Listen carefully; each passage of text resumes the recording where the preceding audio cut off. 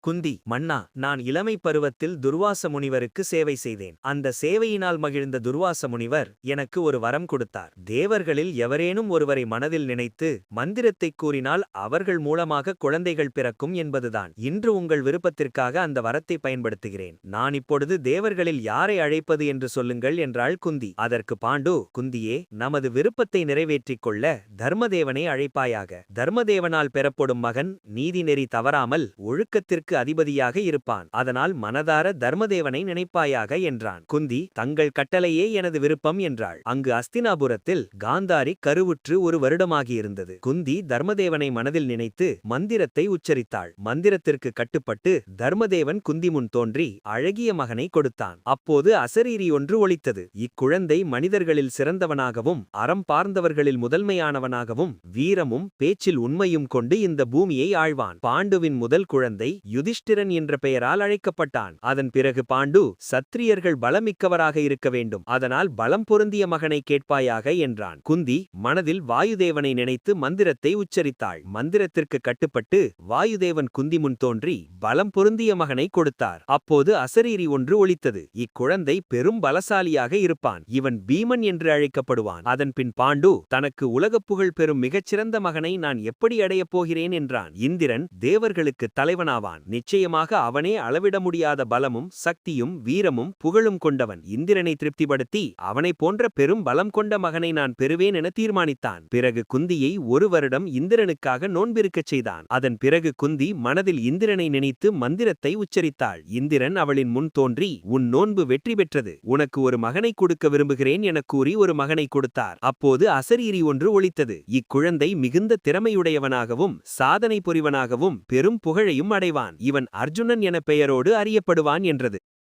மகாபாரதம் கதையை தெரிந்து கொள்ள நம்ம சேனலை சப்ஸ்கிரைப் பண்ணவும்.